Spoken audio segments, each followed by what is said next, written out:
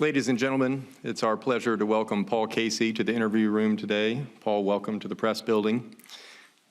Paul, you equaled your low round of the fourth round of 2018 here with a 65, and you started on number 10 and with a birdie, and then you followed it with birdies on 13, 15, 16, 6, and you also had the eagle on 2.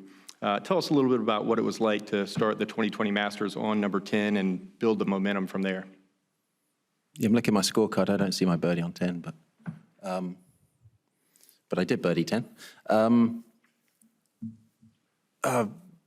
First starting on 10 was strange because it's not the easiest tee shot. I much prefer starting on 1. I find 10 a tricky tee shot, but it's, I actually feel fortunate because I feel if I teed off on time at 7:44, I mean, those conditions were pretty tough. I was not relishing the challenge ahead warming up in the rain this morning. So I feel like, to be honest, that was a very good break that I probably capitalized on because it was a glorious day for golf, really, after that. So the guys who had to play a couple of holes this morning, I think they probably got a little bit of a rough draw, but only for 2 holes. It was a great round. I mean, I got through Amen Corner unscathed, picked one up on 13. And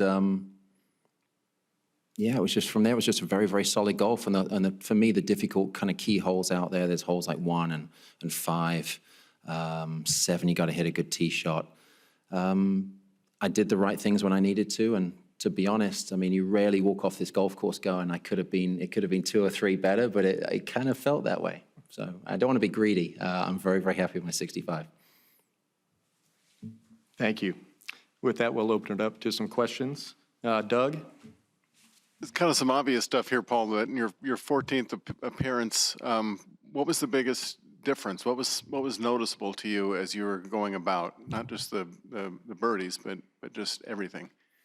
I mean, you're talking this 2020 version of the Masters? Pretty much. Yeah.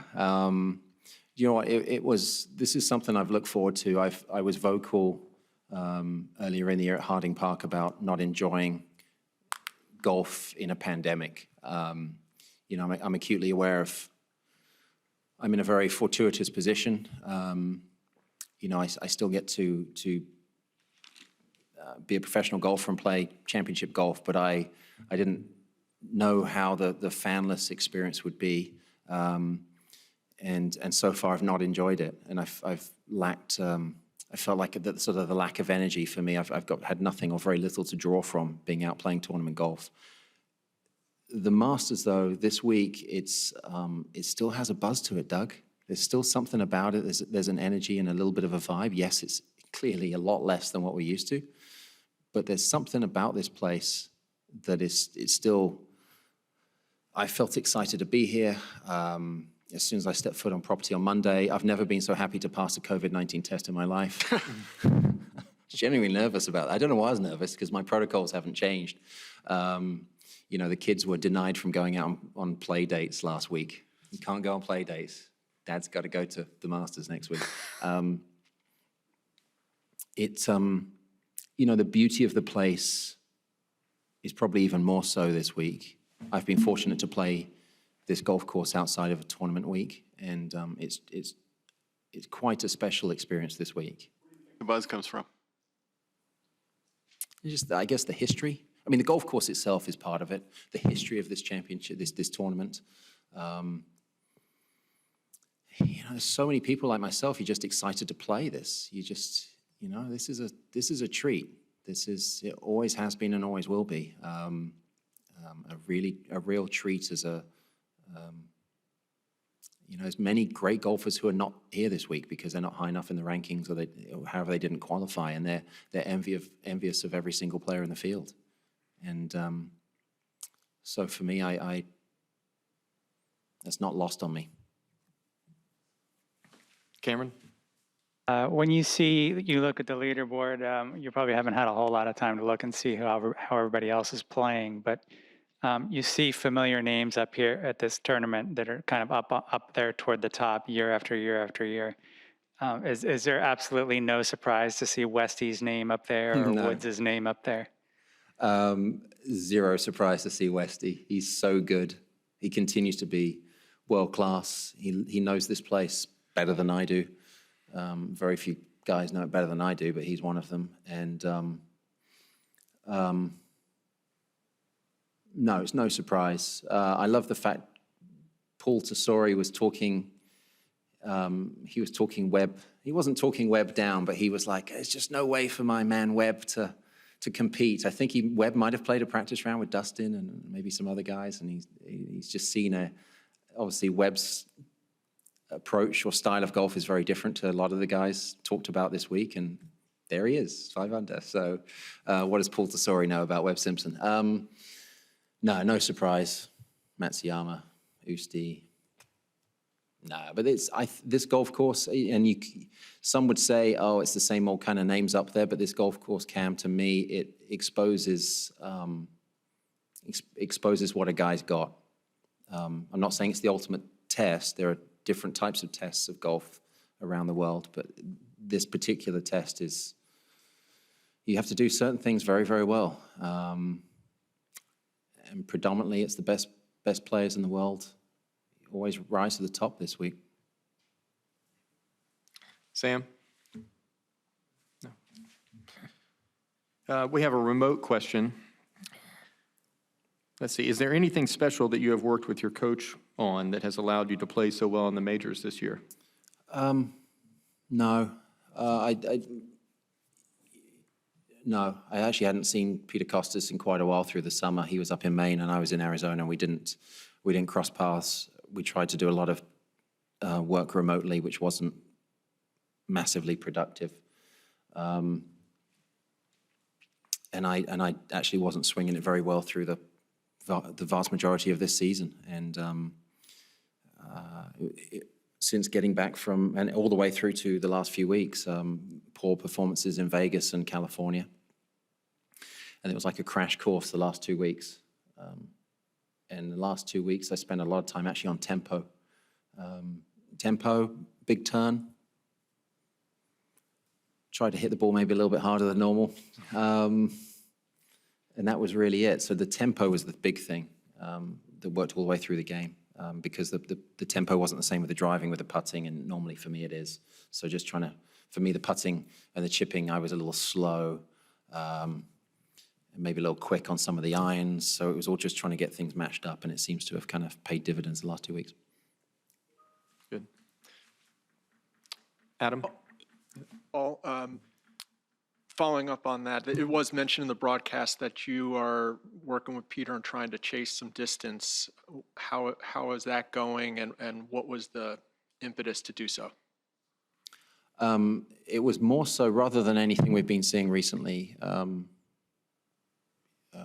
with certain players, it was more, I hadn't seen Peter through the summer, and he came back and he just goes, "You're not hitting it as hard as you normally do."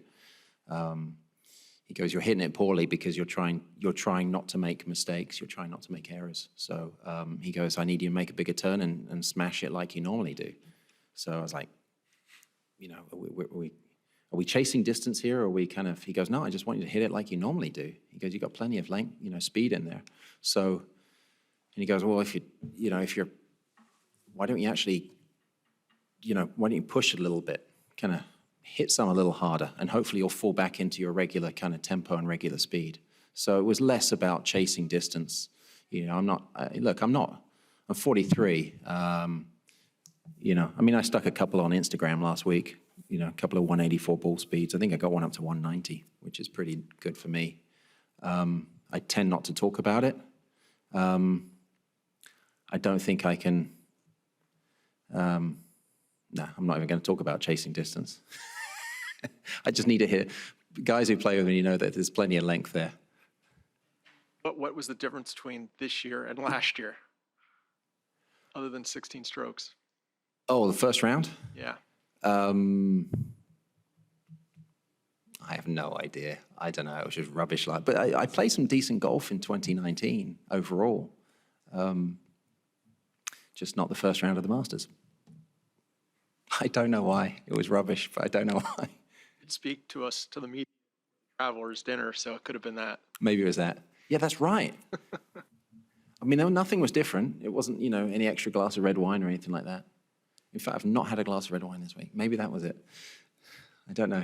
I'm not blaming anybody. I take full responsibility. It was rubbish. I mean, there's many rounds of golf as you said, 14 appearances, Doug said. I don't know. It's just one of those things. Paul? Paul, would you tell us about the conditions out there today? And how much do you feel the softness of the greens contributed to the low scoring? It did. It's not just the softness of the greens. It's the little bit of, some guys have mentioned it, there's a little bit of Bermuda still in there. And so the Bermuda has kind of a twofold effect. The one, the greens are very receptive coming in. And there was a shot I hit on number 2, 6-iron to that left-hand pin, that you can't hit that shot in April. It was just left of the flag. It pitched and stopped instantly. And that shot in April would have one-hopped over into the patrons and probably would have walked off with a 5 instead of a 3. So it's that receptiveness, and you can be aggressive with the approach shots. And then obviously the putts are not as quick as well. So there are I hit a couple of shots today, one on 14. I didn't capitalize on the good shot in, but again, that would have released down and finished in the middle of the green instead of staying next to the left-hand pin. So, yeah, receptiveness and speed, but it's not just the rain, it's the Bermuda. But that also changes, I haven't quite figured it out yet. I mean, do we have to read a bit more grain than normal? And, it's just it's just a different challenge. It's still very much the Masters and Augusta National. It's just a little different. So the guys that don't know, this is going to be great. The guys whose first Masters, Jason Kokrak and whoever else, and they will be back, hopefully that's back in April, they're going to have a rude awakening for how this golf course is still very, very difficult, but April is just difficult, and it could be quite funny. One quick follow-up. Did it feel longer out there today, Paul? Certain holes, I think I got lucky with the wind. Certain holes like 8, they just kicked up straight into us and made 8 play very long. But there were some other holes like 2, it was downwind. 2 played short. 10 was short. 11 was short, which was nice, because if it turns around at 11, it's a beast. It wasn't too bad. I think that was just luck of the draw with the wind. Scott? Well, have you ever played around here where you had balls that plugged in greens, and then it seemed as the day wore on, they stopped plugging and started spinning back? Is it going to be harder from now on in the afternoon than it was maybe when you went through that stretch where you all were? Yeah, I'm not sure. To answer your first part, I'm not sure I've played around where I've seen balls make such an impression. And yeah, I don't think I have. And that's amazing, amount of, again, I don't know, grass types and all the rest of it. It just feels very humid out here. It's a humidity. So ignoring the amount of rain we've had fall, there's just a humidity to this time of year that I've never experienced because I've never been here this time of year. It's sticky like it is at Eastlake in September or something like that. Yeah, it's a good point you raised. I saw Tony Finn out in our group on the first, land the ball 10, 12 feet short of the flag on the first, which is a pretty decent way. I don't know what the pin is today on the first. It's like 15 or 18 on the left. And he spun it back into the bunker on a good-looking wedge shot. It just poses a very different challenge from what we're used to. And so, yes, maybe that change in condition is going to be difficult for the guys this afternoon. For me, the biggest thing is that the greens are just going to have, they're just going to grow a little bit. So the speed's just not going to be there. I mean, they are perfect. When they're mowed in the morning, they are absolutely perfect. They're just going to get a little bit more chewed up in the afternoons. Great. Paul, one last question. Would you walk us through your thinking and just how you played 13 and 15? 13 for me is I play sort of straight down the hole, so to speak. There's a couple of tree trunks that I aim, and I try to not run out on the fairway, which I did today. So for me, it's a 3-wood.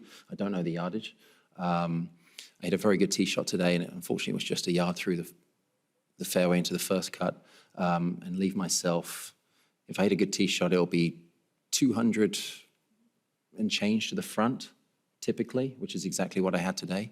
Left myself a 5-iron today out of that first cut and hit a glorious shot to 15 feet and 2-putted. But that's the way I will play it all week, unless the wind changes, in which case the club will change, but the style, the way of playing the hole remains the same. Sorry, what was the second part of the question? 13 It was and just 13 and 15. 15. From 15 to me is bombs away. I smash it. I have a small little tree picked out in the distance, which is probably all the way up on the 5th somewhere, but that's where I'm looking. And because I can see the grouping of trees on the left, so I know where to position it and just don't go too far left. I hit perfect drive today, left myself 210 or something like that, 205, 210, maybe a bit more. I hit a 6-iron to 7 feet and missed it comfortably. But that's the way, again, I'll play it all week. For me, it's funny, 13 is conservative off the tee and aggressive with a second shot, and 15 is aggressive off the tee and then kind of conservative with the second shot. So they kind of flipped, because if I mess up the tee shot on 15, I've still got a great opportunity for birdie to knock it down there and wedge it in. And I'll always knock it down the left side if I have to lay up, so I've got more pitch of the green to hold the ball. But that's the way, yeah, conservative off the tee on 13 and aggressive off the tee on 15. Great. Thank you very much. We appreciate your time and best of luck the rest of the tournament. Thank you. Club on 6. What's 6? 7-9. Welcome, Doug.